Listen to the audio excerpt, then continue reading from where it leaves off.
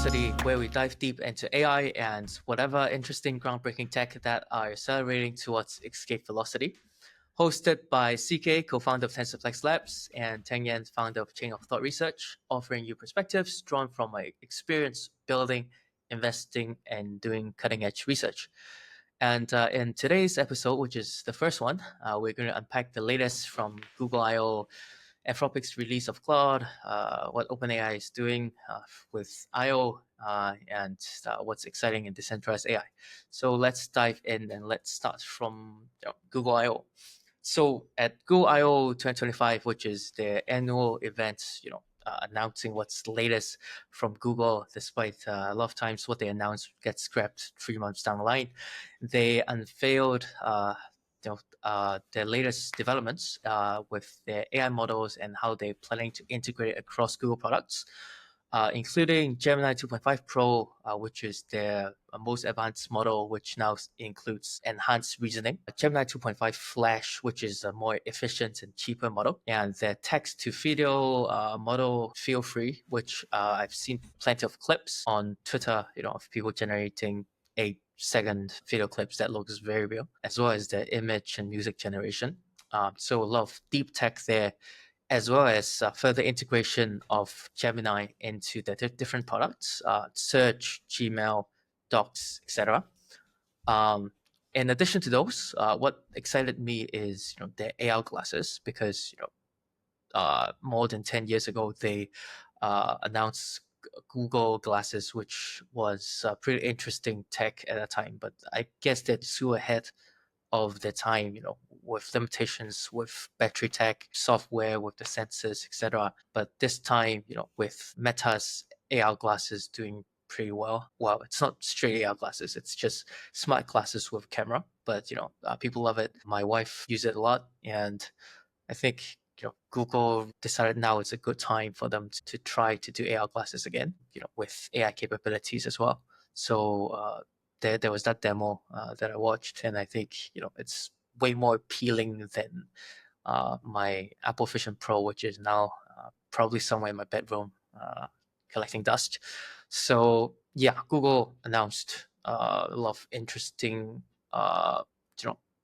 AI tech, as well as their hardware and software. But the way I think about it is that I think Google, while it's good that they're showing they're in war mode and they're going full into AI instead of being shy and being overly worried about AI safety, I think I want them to accelerate their integration and the different products. More specifically, right now, what they're announcing is more of now every single web app like Gmail, Gemini would be available to help you with specific tasks. But I think what Google should do is to integrate all products together with AI into one unique interface, because the more I use ChatGPT, the more I think that the future of using software to solve problems probably will not come in the form of us going to a specific website like, I want to send email and I use Gmail,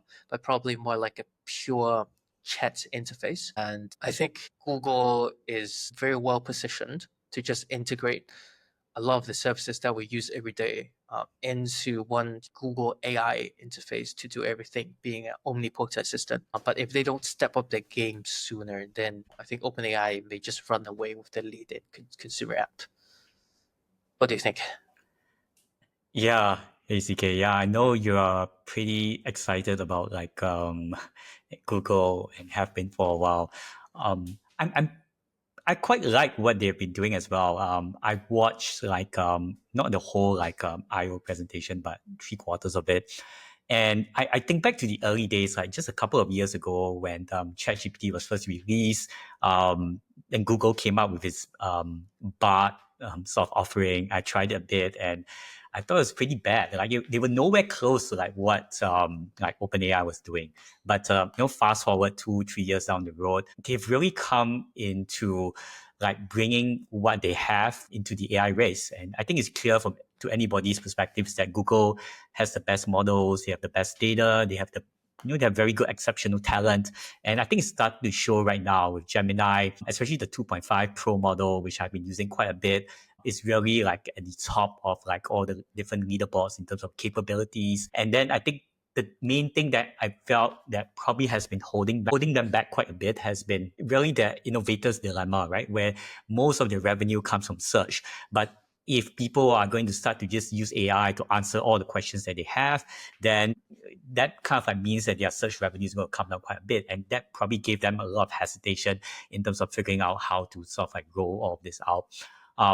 I think the part that I like most about the presentation was that it seems like they now have a process of like testing out some of these new AI features where they'll do it into this what is it? I think it's called AI mode.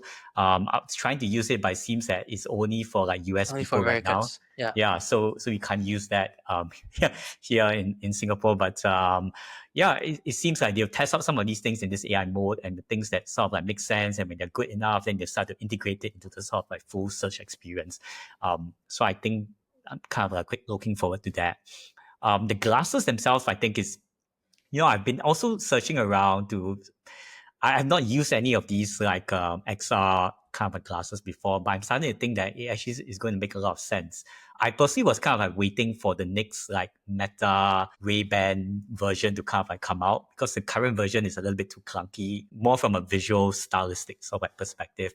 But if Google and Samsung or some other players going to release something that works as well as they showed in the demo, I'll definitely be first in line to sort of like buy one of these things. Yeah, I think those. I think having observed technology for all these years, I think it will definitely get more lightweight, more accessible. The trend is very clear. I think the issue with adoption is whether people will be too uncomfortable on the privacy side. Because if I'm having a deep chat with someone, do I really want to see them, wearing their Google glasses, which has recording feature, or whatever devices that OpenAI, which we'll talk about later, like is doing with I.O. Like, do I want to chat with people with AI pin on some more private topics? I probably won't be too comfortable with it. So I'd like to see how the privacy side goes. Yeah, I think that's a very real concern. And as I think about this, I think it's not even just on your individual privacy. Like sometimes I Yeah, think about like how would other people I'm talking to feel if they know there's a camera that's like pointing on them and recording them? exactly. Like, will they feel like they don't want to talk with you anymore Yeah. when something like that happens? I think these are things we'll find out soon. Yeah, and it's quite dystopian if these devices, like their pitch is basically they will get a lot of information about you and they will be available all the time. But it basically means they're always processing your data and they will end up knowing you very, very well. It's like better than you do.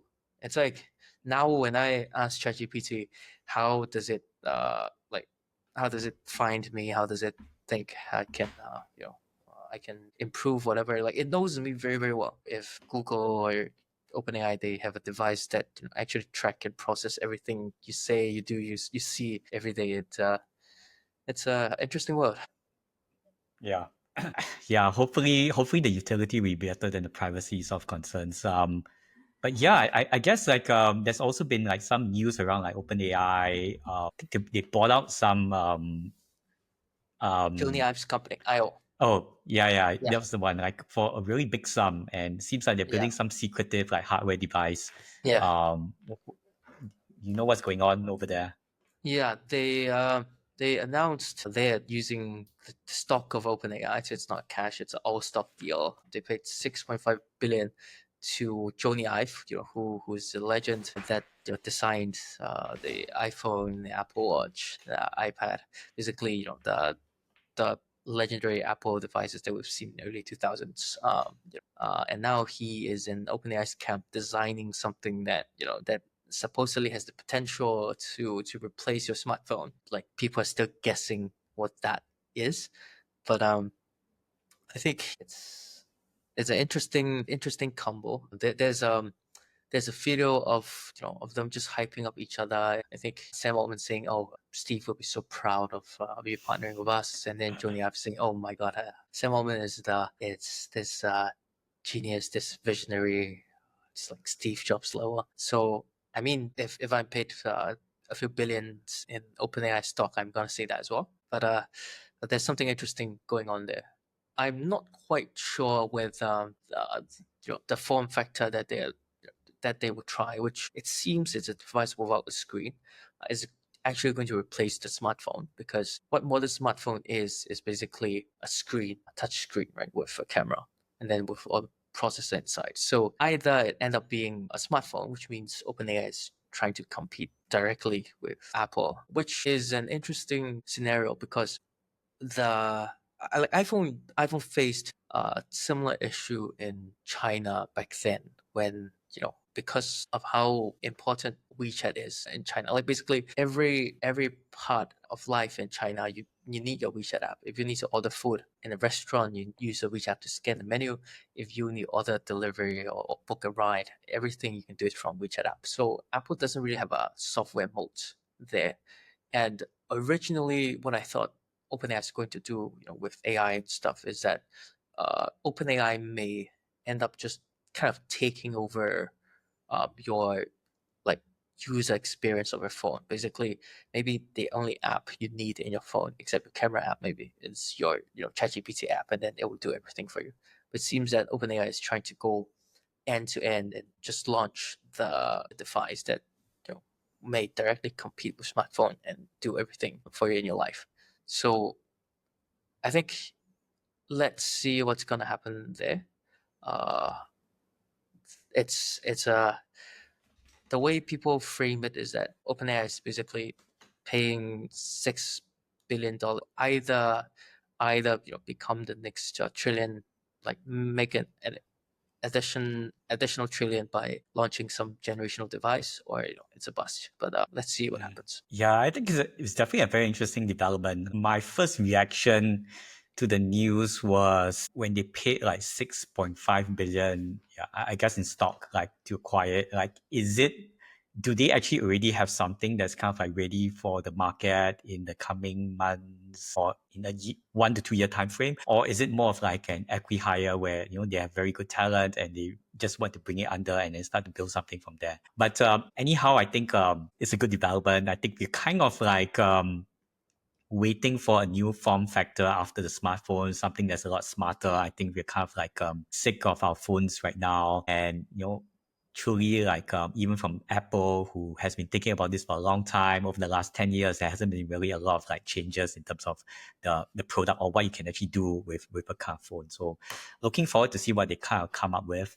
I think the other thought is that I think in tech history, if you have a closed platform, a little bit like what OpenAI has with its own like proprietary models, then you kind of have to rely on hardware and devices to kind of like monetize. And so that's what Apple did, right? So they had the iPhones, they locked people into the ecosystem, and that was where they make most of the money. Whereas like if you are more of an open platform like what Meta has with its social media platforms, then you can just rely purely on like distribution, or like Google as well. So it kind of like seems that OpenAI is kind of like pursuing that sort of closed platform, closed source kind of the route. Apple approach. Right, exactly, the Apple approach. So if they are able to control both the device and the software, then I think they are in a pretty amazing position to be in.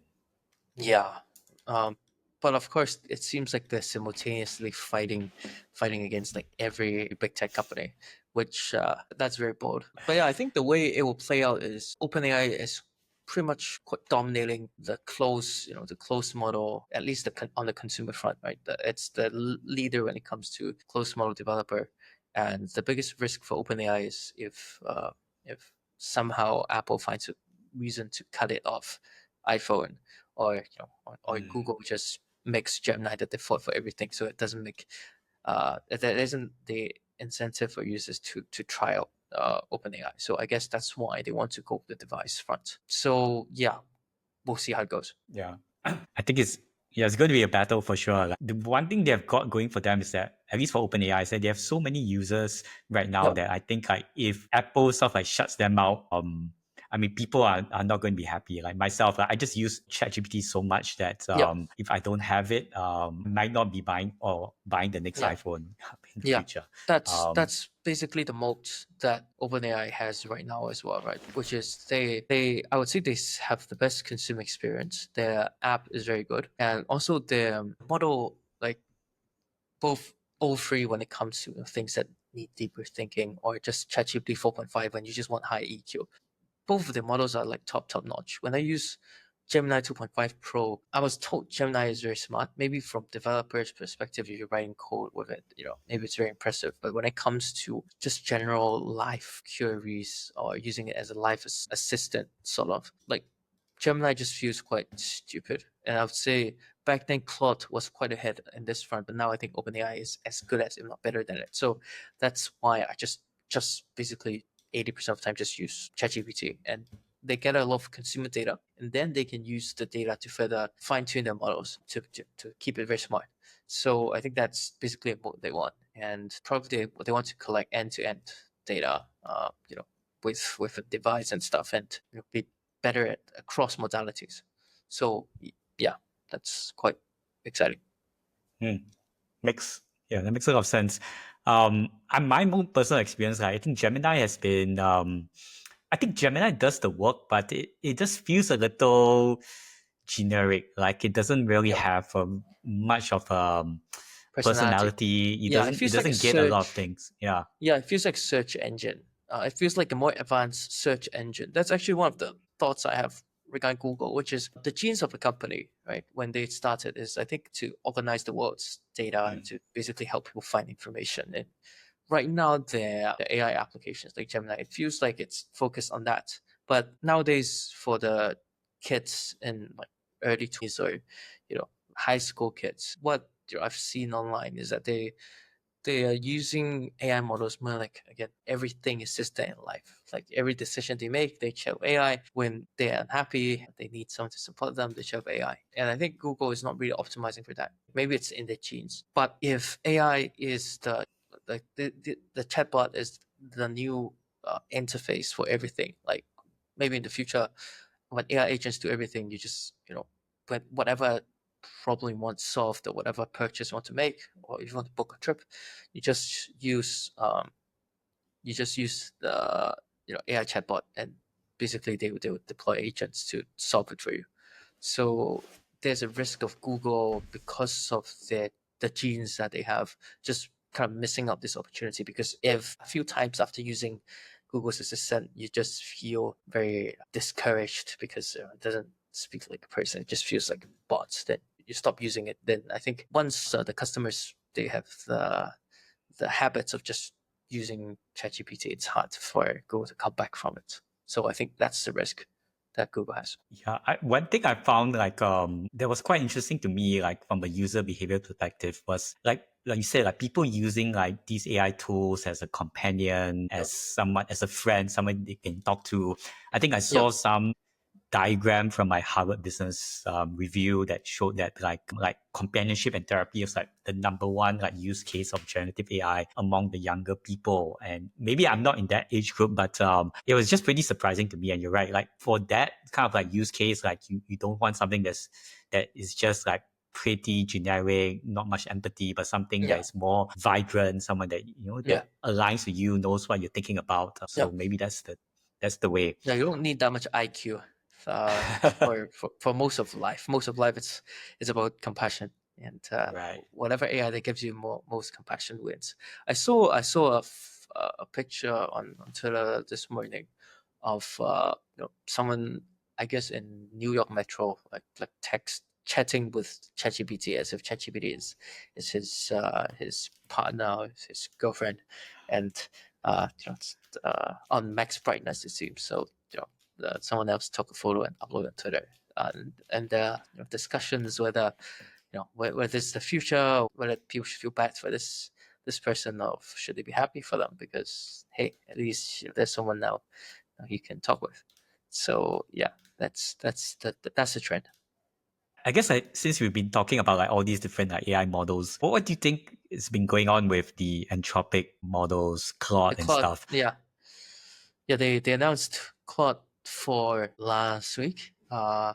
They announced both Claude 4 Opus and Sonnet. So Opus is their flagship, larger model, and Sonnet is their mid-tier model. Previously, for 3.7, 3.5, they only released the Sonnet model. Seems that they think, oh, Opus is very powerful, you don't really need it, and we'll just distill Opus into the mid-tier model, and you can just enjoy that. And Sonnet was very good, and Anthropic is basically leaning more towards the enterprise AI and a developer use case. It's the model that used by applications that people use for coding. So I think what Anthropic is trying to pitch when it comes to 4.0 is that it's the most powerful AI model for coders. It achieved like 72.5% on Sweetbench, which is very high in this, let's say, software development metric. And their focus is on the agentic workload. So they're pitching that now these models can work for like 6-7 hours nonstop. If you give it a clear, broad objective, then they can try fix problems, test it. If there's something wrong, they can reason it and then fix it again. Yeah, the way I think about it is Anthropic has basically gave up on the consumer front. It wants to do is more focus on the future when enterprises will hire AI employees, and every white collar worker kind of becomes like a manager managing agents. And I think Anthropic wants to be ahead there by making very capable models and pitching themselves as a safety first company. I don't have a strong view, honestly, on whether that will work out or whether OpenAI is just going to eat everything, because basically the counterpoint to Claude winning there is that enterprises are very cost sensitive, right? And a lot of times enterprises are forced to adopt what people use as a consumer. It's like when iPhone launched, everyone was using a BlackBerry. But then because people started switching to iPhone, so despite the benefits of Blackberries, which is they are safer, they're more compliant and whatnot, the companies they just heard their employees, the executives saying, "Hey, I'm just using my iPhone anyway. You might as well switch the system to be compatible with iPhone." So we'll see if Anthropic's bets will work out. But what I can say is that the developers I know, they all use Claude. They just find Claude a lot better to use. So yeah, that's what I know in my take. Yeah, that's very cool to see. Like so many of these models just keep improving all the time. I personally haven't used Claude very much. I mean, a good part of it is because like what I do here and like what you said is that Claude is the best for coding so far. And if you're a software engineer, if you write a lot of code, it's probably the main model that you definitely want to be using quite a bit for your own sort of like productivity. But I focus more on like research and stuff. So ChatGPT has been great. I think the other thing about Anthropic, which kind of really caught my eye in the last week or so, was how it's the CEO like Daryl talk about the implications of AI models like Claude like really developing rapidly and being able to sort of like potentially like automate a lot of these white collar jobs. I think he said that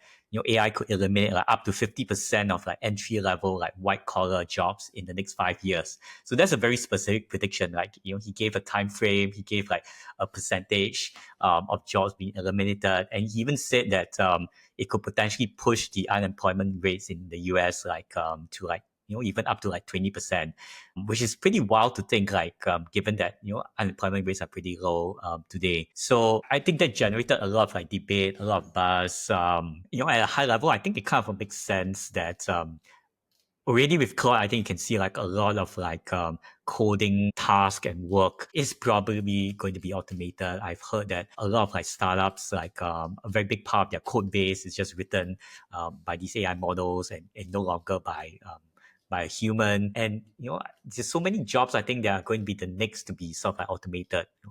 Things around like operations, accounting, customer service, marketing, even legal sort of like services that are there. And it does kind of like make it very tricky for if you're a young person, you're just coming out into the world, you're trying to figure out like what's the career path you should be pursuing in this sort of like AI world. I think you're faced with a very sort of like tough decision. Like everywhere you go, at some point in time, your job's probably going to be taken up by AI models. So it's just a matter of like when, how fast. Maybe there's some jobs that probably can't be automated so quickly. Yep. Yeah, I don't know. What do you think about this prediction by Dario? Do you think like it's going to come true? Do you think he's sort of like over and Exaggerating it. exaggerating like what the effect is going to be on the world? Yeah. I'm curious what your take is. Yeah. This is something I spent a lot of time thinking and worrying about last 1-2 years.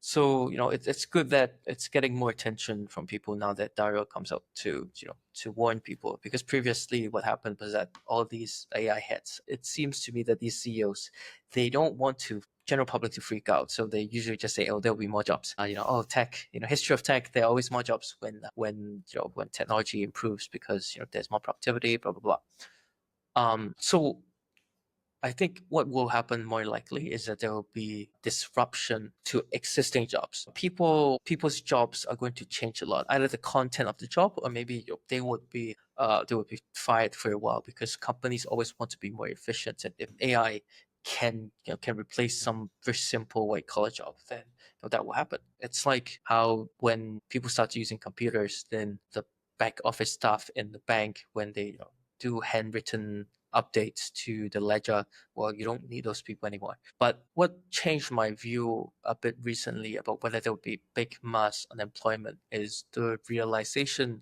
that even if the tech improves, people always crave the real world interaction, or that sense of trust that comes with it. Like when you see a real person, things just seems a bit more trustworthy or more convincing. So I think what is going to happen is that initially, again, there would be unemployment to a lot of white collar jobs that are focused more on knowledge work behind a screen, making analysis, doing research. But what will happen then is that there will be a lot more companies, just because when tech becomes more efficient, you can just do a lot more businesses that were previously not economical, and all these new businesses will need staff when it comes to representing company in real world, doing sales work, etc. And these probably will not get replaced. So what is going to happen is more like some white collar jobs are going to get replaced, and those people in the new economy with more companies brought by efficient gains from AI, they probably find new jobs. So I think it's a matter of how well the the governments prepare people for the disruption in between.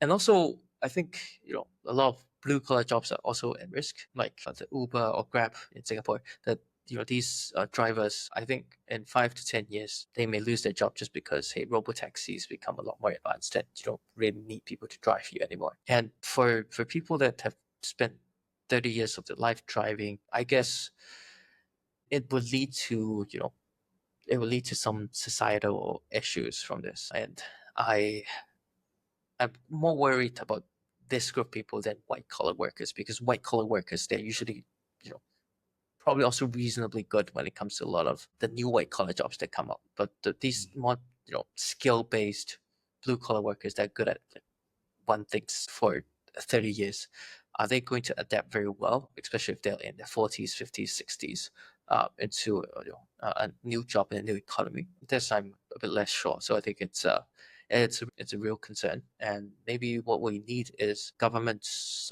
stepping in and just doing universal basic income, tax the tech companies more.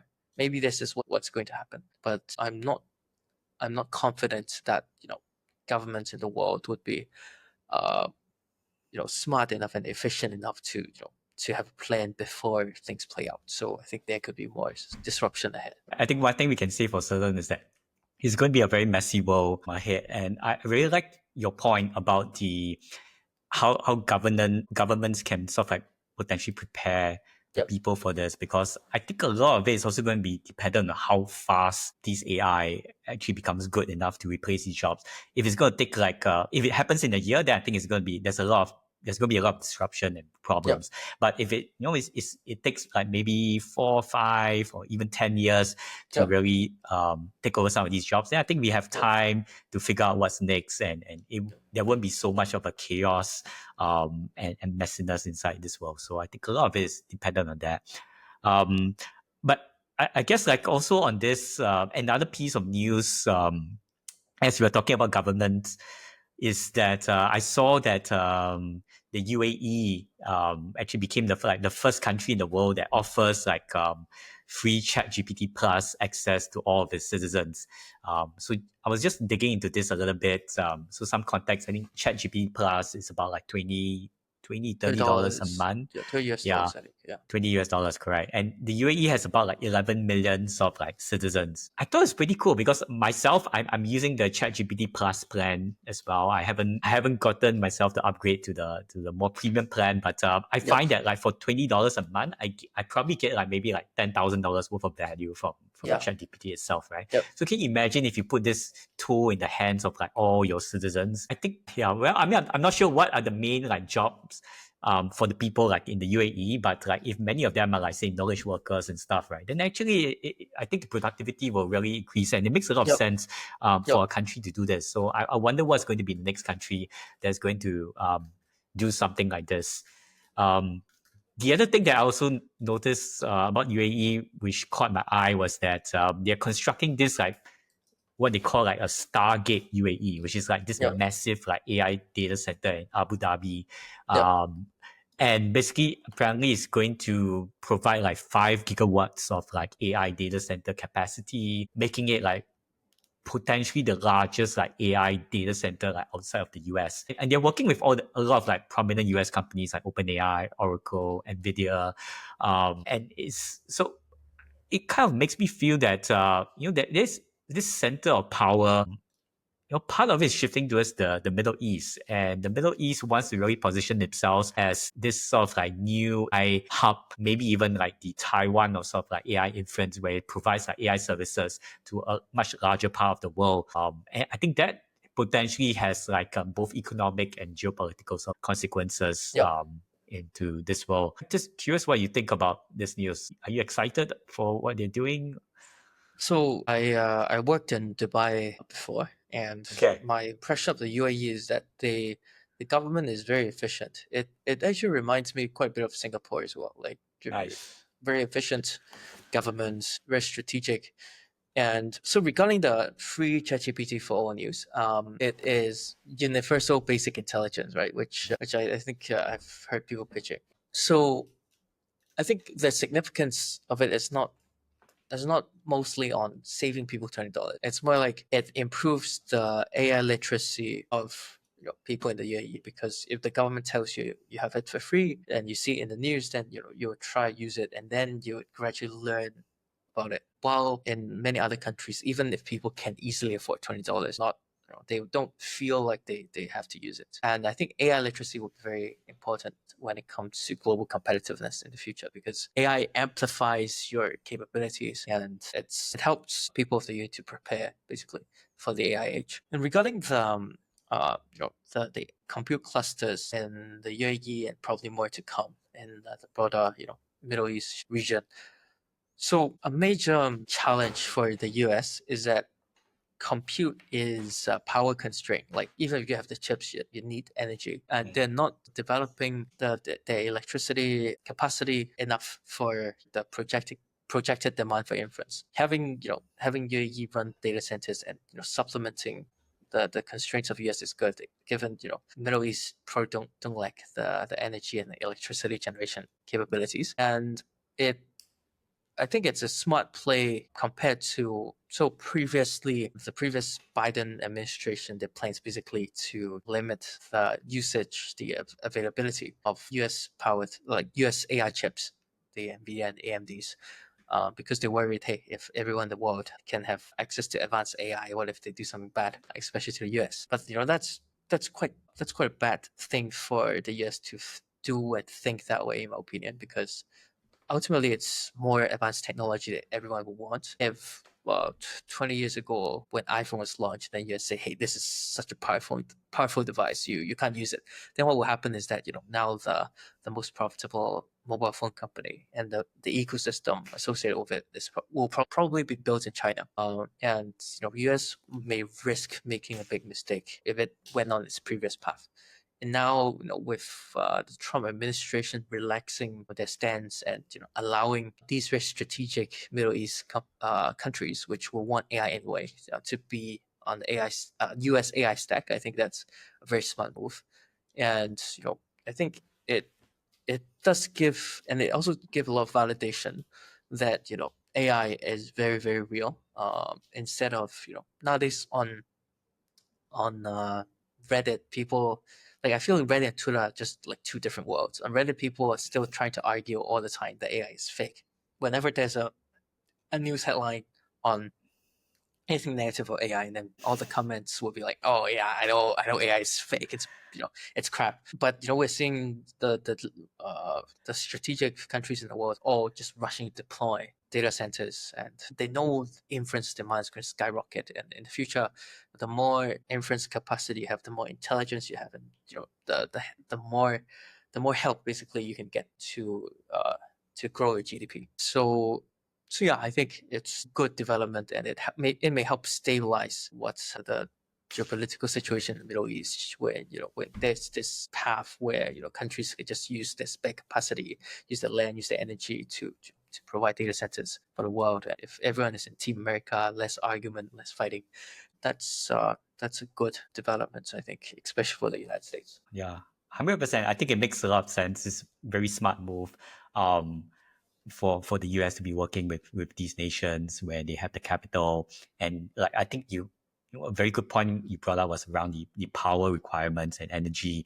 I was kind of looking into this a bit as well. Like, I actually thought that the UAE was very much like driven by oil, like when you think about the Middle East. But I kind of realized that actually a lot of it was is actually renewable energy. So they have a lot of like solar, they have a nuclear power plant, they actually have a lot of natural gas, which is like maybe 70% of their power generation. And that means that their electricity prices are actually significantly lower compared to like Europe and the US. I think some statistics I saw was that it's about like 8 cents per kilowatt hour in the UAE compared to like 23 cents in Europe and 17 cents in the US. So that's a pretty big advantage, especially if these data centers are going to be consuming like so much power. It really does make sense to put them in some of these places. It actually reminds me a lot of like the Bitcoin mining stuff, where you're just looking for places where you can have that electricity arbitrage, and you just build the mining centers there, and then you just like collect all those Bitcoin. Super cool. Yeah, maybe we have time. Maybe like one more. We can probably talk about like one more topic. Is there any? I think well, we could talk a bit about like anything exciting happening on the decentralized AI side. I saw I saw you've been doing some research on that side, so maybe you can give some coverage. Yeah. So just a bit of you're right. I think I've been spending these last couple of weeks like just trying to figure out what's going on in decentralized training, especially, which I feel is probably, to me, it's like the sort of like moonshot play of like crypto and AI, where if you are actually able to make this work, it means that we can actually secure like blockchain and crypto being a very core component of the sort of like AI infrastructure stack. And we have that opportunity because things are still so early. But as I look at it, the technical challenges around it is very heavy and it's not easy. And I think we are still in the early days of making all of that work. I think the major developments that was pretty exciting, like actually over the last like 1 to 2 weeks or so, is that we are seeing a lot more teams making some breakthroughs in terms of a model parallel training approach. A lot of teams like Prime Intellect and News Research have, through optimizations, they've been able to secure some compression around data and transmission of data between like GPUs and computers in the decentralized training process. But they're kind of like still limited by the size of the models. Like once you get to a certain model size, like say above 100 billion, then you really need like very big nodes, like maybe like 50 H100 in the nodes to be able to start training these models, because you have to load all the parameters into the memory. Whereas like some of the teams like Polaris, I think they just released a paper actually just a couple of days ago that they said they were actually able to train some of these large models in a model parallel pipeline where these model weights are actually distributed among these GPUs. There are a lot more challenges. There's a lot more communication required. You need to find smart ways of compressing all of that data. But it seems like progress is being made, and it's a sector that I'm pretty excited to track and follow right now. Yeah, I think the pitch for decentralized training is not just ideological, but business-wise, it makes a lot of sense, which is, there will be a lot of idle compute in the world. There will be, strong demand for training models, both open source and closed source ones. So again, it's kind of like Bitcoin mining. So basically, if there's spare electricity generation capacity, then people should mine Bitcoin there. And with the spare compute that we have, why not contribute to the training of models, which would still have great demand in the future years. So as a matter of whether you can solve the key challenge regarding how do you do it in parallel, using different type of chips, or even GPUs that people have in their home. So yeah, I think we're seeing great progress there, as you mentioned, and they're training bigger and bigger models gradually. So let's see how far the different teams can push it. Nice. Yeah. Yeah, that's great. I feel like we've covered a lot of stuff, like in both the Web2 AI space and the Web3 AI space in the last 45 minutes. And I think this has been a bit of experiment as well between us to figure out like how can we talk about like the most interesting things that's happening in the space and keep everybody informed about what you really need to know in these sectors. Yep. And we definitely want to keep doing these episodes. We're still a little bit raw. We're still trying to figure out like where we're going to be launching this, what are we going to be posting it on. But yeah, this was great. I definitely love to be doing more of these with you, man. Cool. Perfect. Okay, so let's end it here and see you next time.